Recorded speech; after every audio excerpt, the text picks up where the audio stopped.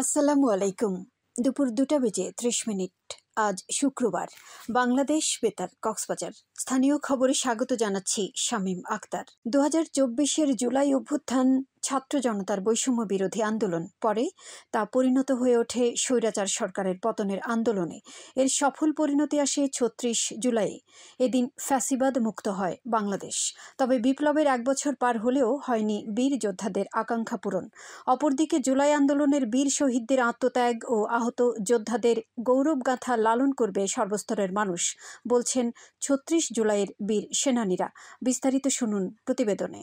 2024 সালের জুলাই মাসে দেশের সাধারণ মানুষ, এমনকি স্বৈরাচার সরকারের প্রধান শেখ হাসিনাও হয়তো কল্পনা করতে পারেনি সরকারি চাকরিতে কোটা সংস্কার আন্দোলনই শেষ পর্যন্ত জুলাই বিপ্লবে রূপ নেবে। শিক্ষার্থী ও সাধারণ মানুষ একত্র হয়ে ফ্যাসিবাদী সরকারের বিরুদ্ধে গণ আন্দোলনে ঝাঁপিয়ে পড়বে এবং সমাজের রন্ধ্রে রন্ধ্রে বৈষম্য ছড়িয়ে দেওয়া ফ্যাসিবাদ সরকার ও তার দোসরদের দুঃশাসনের পতন ঘটবে। 2024-এর জুলাই আন্দোলন ছড়িয়ে পড়েছিল কক্সবাজারের জেলা উপজেলায়ও। এই বিপ্লবের সফল পরিণতি 36 জুলাই বা 5 আগস্ট। অসংখ্য জুলাই বীরদের আত্মত্যাগ ও আহত যোদ্ধাদের রক্তের বিনিময়ে মানুষ পায় নতুন এক বাংলাদেশ। সরকারের যে 15 বছর যাবৎ বাংলাদেশকে একদম সুচে খেয়েছে মতো সবকিছু তাদের করে ফেলেছিল। আমরা চেয়েছিলাম নিজেরা স্বাধীন হয়ে স্বাধীনভাবে কথা বলতে পারি, স্বাধীনভাবে চলাচল করতে পারি। এটির জন্য আমরা মূলত জুলাই আন্দোলনটা করেছিলাম। জুলাই গণঅভ্যুত্থানের 1 বছর পার হলেও পূরণ হয়নি বীর যোদ্ধাদের আকাঙ্ক্ষা। এখনো শেষ হয়নি জুলাই বিপ্লবের বীর শহীদদের হত্যাকারী আর আহত যোদ্ধাদের নির্যাতনকারীদের বিচার কাজ, জানালেন জুলাই যোদ্ধা ও ছাত্র প্রতিনিধি জিনিয়া শারমিন রিয়া। জুলাই বিপ্লব আজকে প্রায় 1 বছর হয়ে যাবে, কিন্তু আমরা আদৌ যে আকাঙ্ক্ষা থেকে আন্দোলন করেছিলাম বা শহীদ হয়েছিল, আহত হয়েছিল, তাদের এই আকাঙ্ক্ষা কিন্তু এখনো আমার মনে হয় না পূরণ হয়েছে। তাদের বিভিন্ন অভিযোগ, কেননা তারা যে মামলাগুলো দায়ের করেছে এগুলোর কোনো অগ্রগতি নেই, কোনো বিচার বা সংস্কার, এটার কোনো আজকে 1 বছর হওয়ার পরও কেন কোনো অগ্রগতি নেই। এদিকে জুলাই গণঅভ্যুত্থানের বীর শহীদদের আত্মত্যাগ ও আহত যোদ্ধাদের গৌরবগাথার ইতিহাস আর উদ্দেশ্য সর্বস্তরের মানুষের মাঝে ছড়িয়ে দিতে কাজ করছে জুলাই বিপ্লবীরা, জানিয়েছেন জুলাই যোদ্ধা ও সমন্বয়ক শাহিদুল ওয়াহিদ শাহেদ। 24 সালের 5 আগস্ট স্বৈরাচার শেখ হাসিনা সরকারের পতনের মাধ্যমে ছাত্র জনতা গণঅভ্যুত্থানের ফলে আজকে আমরা যে বিপ্লব সংগঠিত করতে পেরেছি। বিপ্লব সংগঠিত করতে গিয়ে আজকে আমরা যে ভাইদেরকে হারিয়েছি, যাদের আত্মত্যাগের বিনিময়ে আজকে আমরা সুন্দর সোনার বাংলা পেয়েছি, তাদের আত্মত্যাগকে ধরে রাখার জন্য, তাদের উদ্দেশ্যটা কী ছিল সেই উদ্দেশ্যটাকে ধরে রাখার জন্য আমাদের যেটা করতে হবে, এই যে জুলাই আগস্ট বিপ্লবটাকে প্রত্যেকটা মানুষের হৃদয়ে লালন করার ব্যবস্থা করতে হবে। জুলাই আগস্ট বিপ্লবের স্পিরিট কী ছিল, জুলাই আগস্ট বিপ্লবের বা আমার শহীদ ভাইদের ছাওয়া কী ছিল, এই যে বৈষম্য নিরীক্ষণের জন্য তারা যে আজকে জীবন দিয়েছেন, এই যে সেটা সেই মেসেজটা বাংলার প্রতিটা মানুষের ঘরে ঘরে পৌঁছে দিতে হবে। তাদের আত্মত্যাগকে যাতে বলে না যায়। জুলাই গণঅভ্যুত্থানের চেতনাকে ধারণ করে একটি বৈষম্যহীন সুন্দর বাংলাদেশ বিনির্মাণে সকলকে একযোগে কাজ করতে হবে, বললেন ফ্যাসিবাদ বিরোধী আন্দোলনের ছাত্র তরুণরা। ডেস্ক রিপোর্ট, বাংলাদেশ বেতার, কক্সবাজার। চট্টগ্রাম কক্সবাজার মহাসড়কের চকরিয়ায় যাত্রীবাহী একটি বাস নিয়ন্ত্রণ হারিয়ে গভীর খাদে পড়ে 2 জন নিহত হয়েছেন। আহত হয়েছেন অন্তত 6 জন যাত্রী। গতকাল গভীর রাতে উপজেলার হারবাঙের গয়ালমারা এলাকায় এ দুর্ঘটনা ঘটে।